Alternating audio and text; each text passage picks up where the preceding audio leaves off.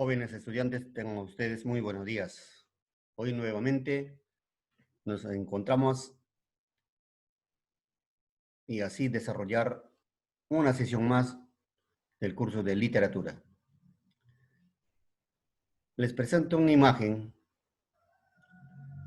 en donde hay los grandes exponentes de la literatura, ¿no? Seguramente ustedes ya han identificado a alguno de ellos. Por ejemplo, tenemos al gran García Márquez, tenemos a Pablo Neruda, también está el gran Jorge Luis Borges y otros más. Y esto nos conlleva que, por la fecha, por ejemplo, si nosotros nos centramos en García Márquez, estamos hablando más o menos del siglo XX, al inicio del siglo XX. Entonces, sabemos de que García Márquez fue uno de los grandes narradores del siglo XX. Ha escrito un sinnúmero de obras, siendo su obra más trascendental, más importante, una obra que incomparable quizás con otras obras en los términos literarios, 100 años de soledad. Él crea un mundo solitario, un mundo fantasioso pero hecho a la realidad, ¿no? Entonces, estos autores nos conllevan que hoy vamos a hablar de la narrativa contemporánea. La narrativa contemporánea en Hispanoamérica. La llamada narrativa hispanoamérica surge como producto del impacto de las corrientes vanguardistas, ¿no?, en la narrativa, a consecuencia de la modernización de las ciudades, formas de desarrollo capitalista y el inicio de las dictaduras en el poder. Jóvenes, nosotros hemos vivido una serie de dictaduras, más que nada en América Latina, ¿no? Entonces, a raíz de eso, pues, surge este grupo, grupos conformados por intelectuales con la finalidad de algún modo denunciar las barbaries ¿no?, del poder dictatorial en diferentes pueblos de América Latina. Etapa emergente, años 20 y 30. Hay una renovación de la cultura autóctona y se empiezan a utilizar incipientemente las nuevas técnicas narrativas.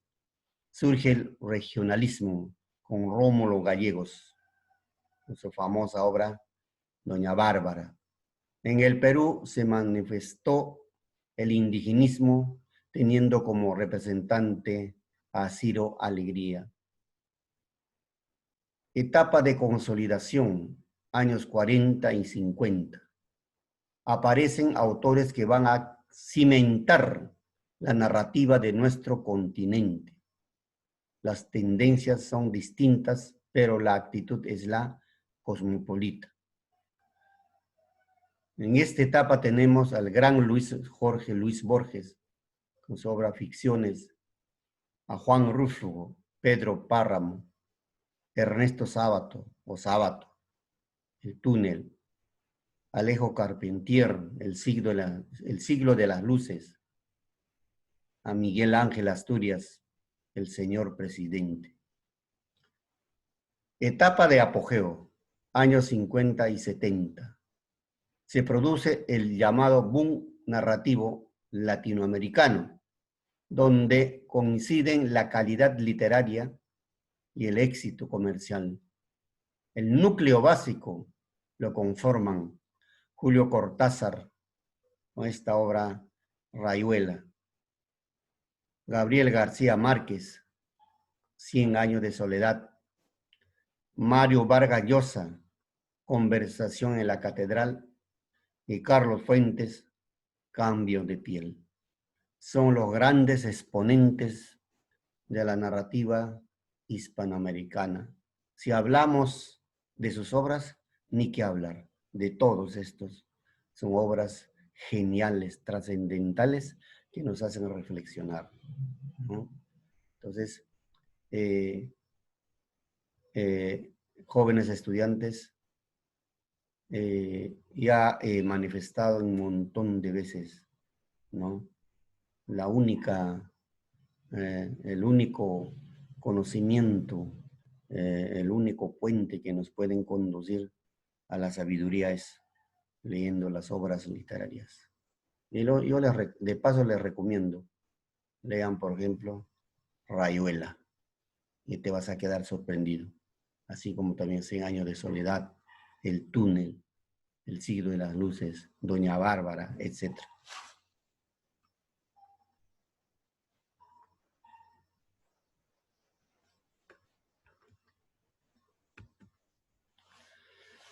Vamos a hablar un poco de Jorge Luis Borges.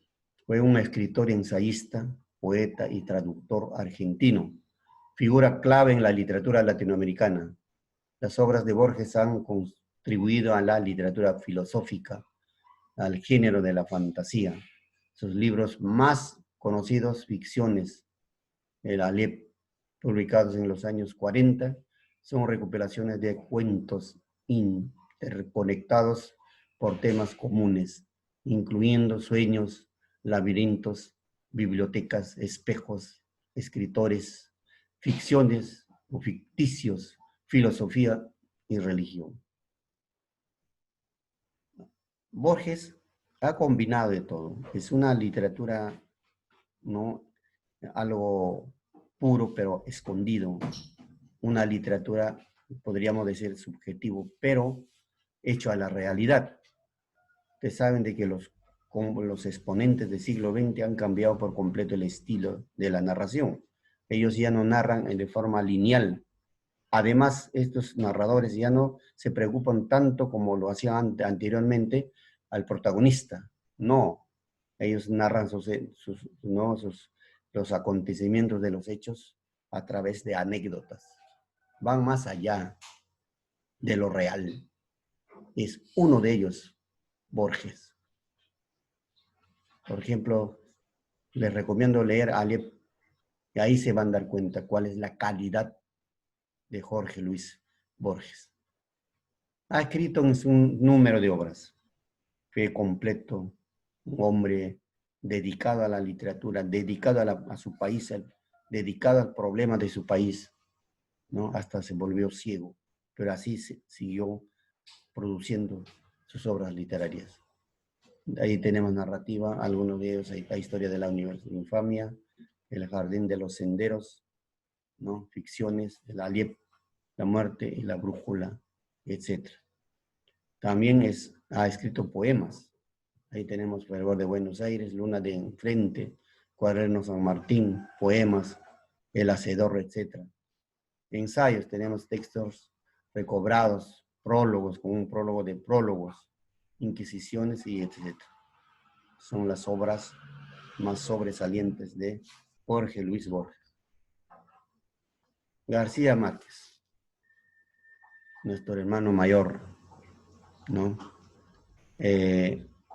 Nació en 1927, ¿no? Colombia en 1927 y murió en 2014, recién. Es hijo de Gabriel Eligio García y Luisa Santiago Martínez y Aguarán, ¿no? Gabriel José de la Concordia García Márquez nació en Aracataca, en el departamento de Magdalena, Colombia. Cursó sus estudios secundarios en San José a partir de 1940 y finalizó su bachillerato en el Colegio Liceo de Zipaquirá el 12 de diciembre de 1946. Se matriculó en la Facultad de Derecho de la Universidad Nacional de Bogotá. El 25 de febrero de 1947, aunque sin mostrar excesivo interés por los estudios. García Márquez contrajo matrimonio en Barranquilla en 1958 con Mercedes Barcha, la hija de un boticario. En 1959 tuvieron a su primer hijo, Rodrigo, quien se convirtió en cineasta, y 3 años después nació su segundo hijo, Gonzalo, actualmente diseñador gráfico en Ciudad de México. A los 27 años publicó su primera novela, La hojarasca, en la que ya apuntaba los rasgos más característicos de su obra de ficción, llena de desbordantes fantasías. Pero la notoriedad mundial de García Márquez comienza cuando se publica 100 años de soledad en junio de 1967. En una semana vendió 8.000 copias. De allí en adelante el éxito fue asegurado y la novela vendió una nueva edición cada semana, pasando a vender 500.000 de copias en 3 años. Fue traducida a varias, ¿no?, a más de 24 idiomas y ganó 4 premios internacionales. El éxito había llegado por fin y el escritor tenía 40 años cuando el mundo aprendió su nombre. García Márquez ha recibido numerosos premios, distinciones y homenajes por sus obras, el mayor de todos ellos, el Premio Nobel de Literatura de 1982, según la autoría de la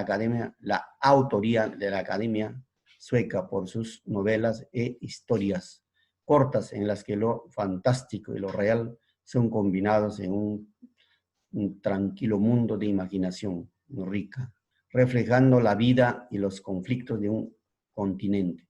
El jueves 17 de abril de 1914, a los 87 años, murió en la Ciudad de México. Gabriel García Márquez, uno de los autores más admirados y reconocidos de la literatura Latinoamérica.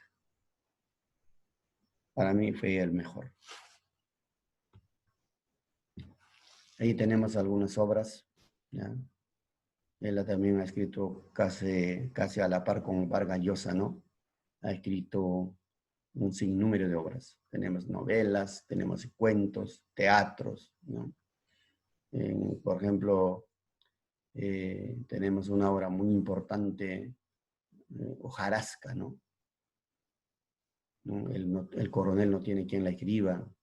La mala hora, 100 años de soledad, la obra cumbre, ¿no? Cuentos tenemos también, ahí tenemos los funerales de Mama Grande, Isabel viendo llover en Macondo, ¿no? Todos los cuentos de Gabriel García Márquez, ¿no? Ahí tenemos, por ejemplo, El verano feliz de la señora Forbes y otros.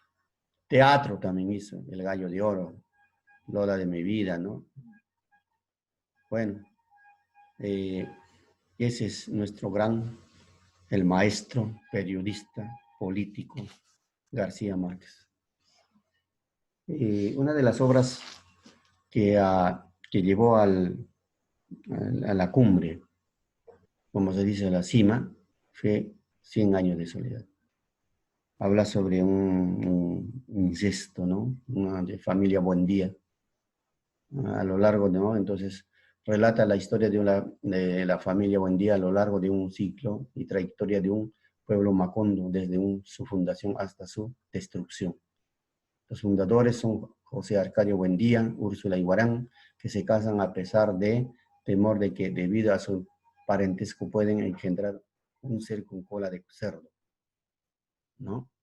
Luego de un violento altercado familiar, dejan su lugar de origen y con un grupo de seguidores fundan Macondo, pueblo completamente aislado de la civilización.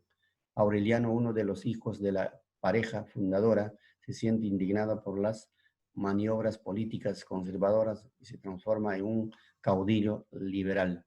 Organiza 32 sublevaciones y las pierde todas. Finalmente, desengañado de la lucha, de la violencia y de los líderes políticos liberales, firma la paz en tiempos de la cuarta generación de los Buendía. Macondo se moderniza con la llegada de una compañía bananera norteamericana. Se organiza una huelga contra la explotación de esa compañía norteamericana. José Arcadio II Buendía, bisnieto de los fundadores, es uno de los líderes de la huelga. La huelga es sofocada mediante una sangrienta represión que luego será cuidadosamente ocultada. José Arcadio II es el único sobreviviente de la masacre, el último de la familia. Aureliano Babilonia tiene un hijo con Amaranta Úrsula, sin saber que es su tía. Finalmente se cumple el término, ¿no? Se cumple el temido augurio cuando nace el niño con cola de cerdo, quien es comido por las hormigas, y Macondo es barrido por el viento huracanado, el castigo de la naturaleza. Muchos de los críticos han manifestado de que Arcadio Buendía, Úrsula y Guarán eran primas hermanas, entonces mantenían una relación. Entonces se dio cuenta el pueblo, o sea, la sociedad, entonces lo expulsaron. No solamente fue expulsado por ellos, sino también por la creación divina, o sea, por el Dios. Fueron castigados, por eso fueron a vivir a un mundo, ¿no?, que estaba fuera de la realidad. Macondo era un pantanal, solamente habían carrizos ahí. Ahí llegaron ellos y tenían que fundar esa ciudad, ¿no? Y ahí vivieron más de 100 años solos. Por eso dice soledad. ¿Y cómo se pobló? En generación poblaron, ¿no?, entre familias, teniendo relaciones, procreando entre familias. Por eso es que al final nace, pues, no, el castigo cumple y nace un niño con cola de cerdo y viene una tormenta y acaba con el pueblo de Macondo. Es una obra maravillosa, ¿no?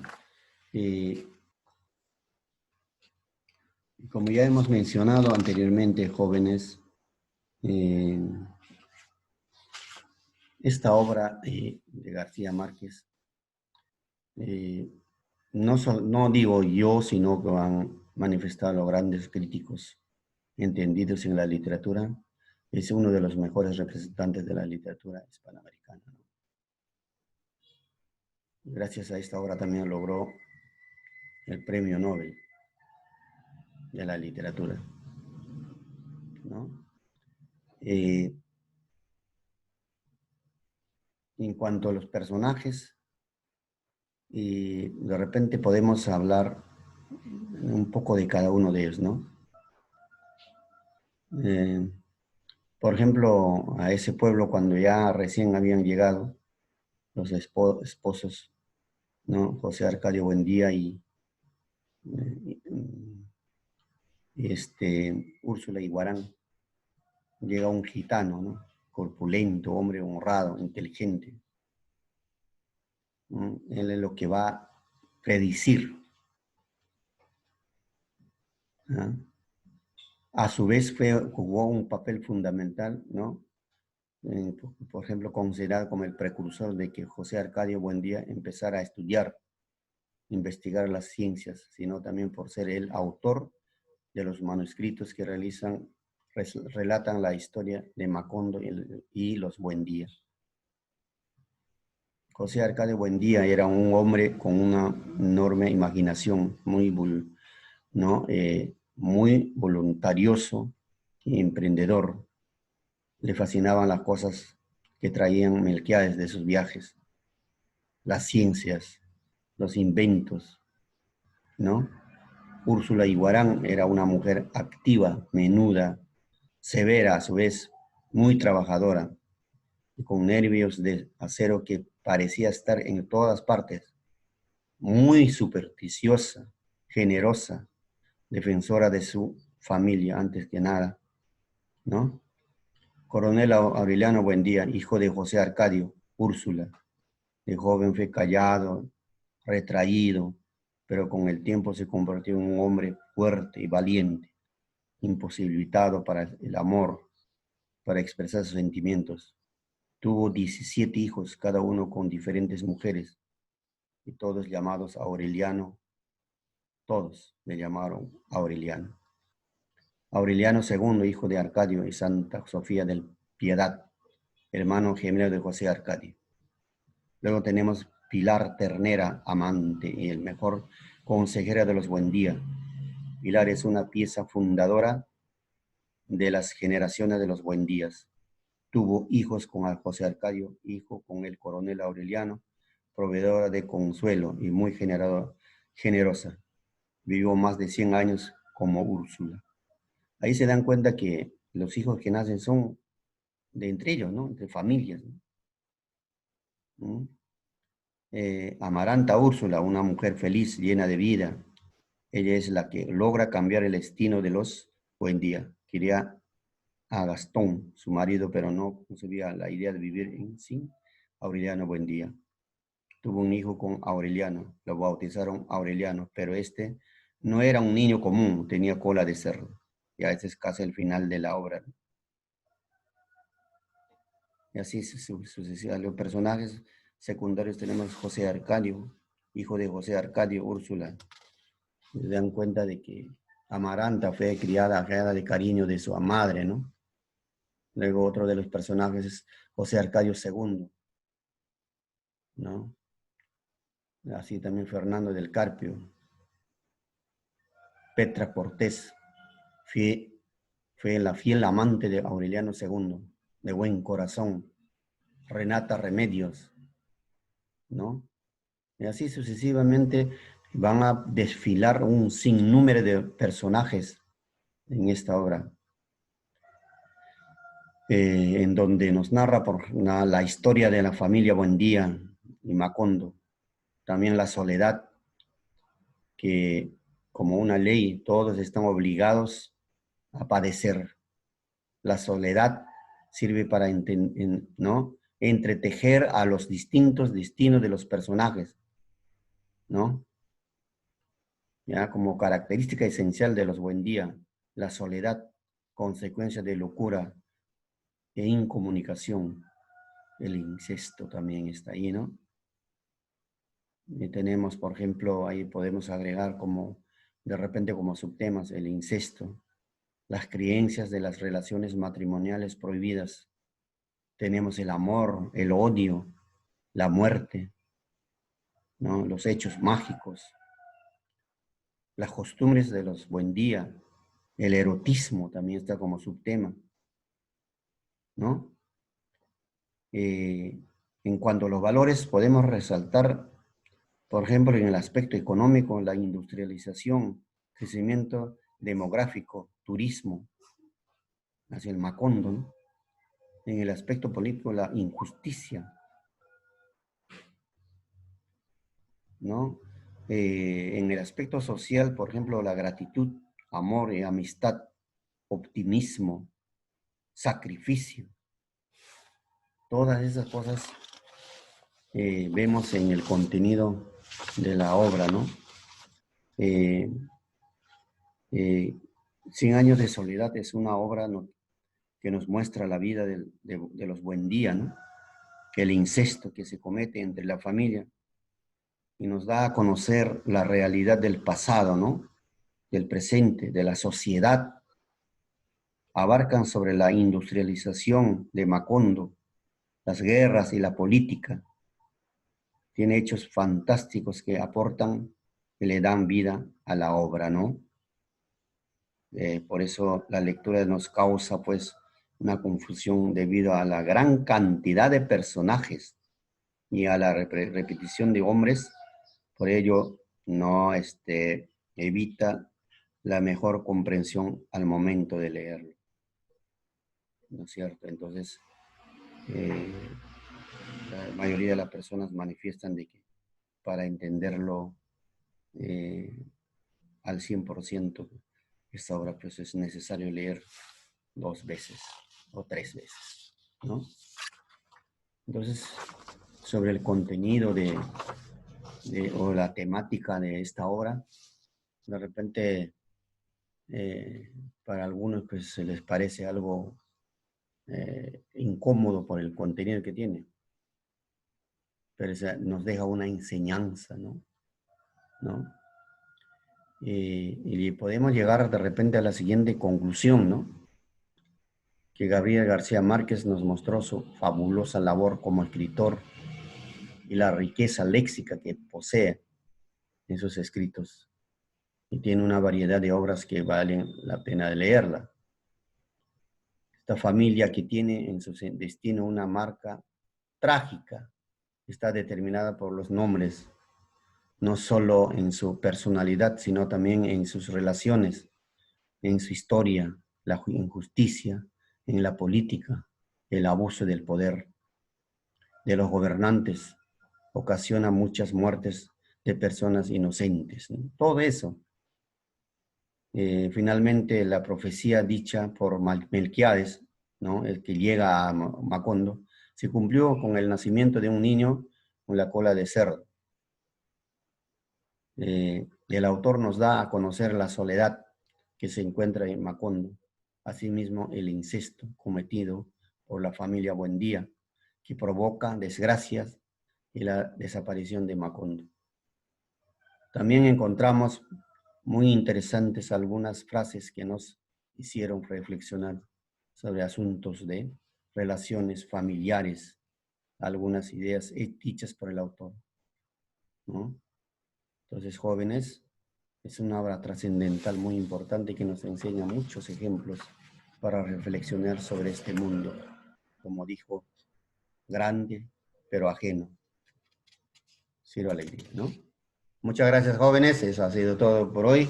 Espero que les haya agradado. Y si hay alguna duda, estaremos solucionando en horas de la tarde. Gracias.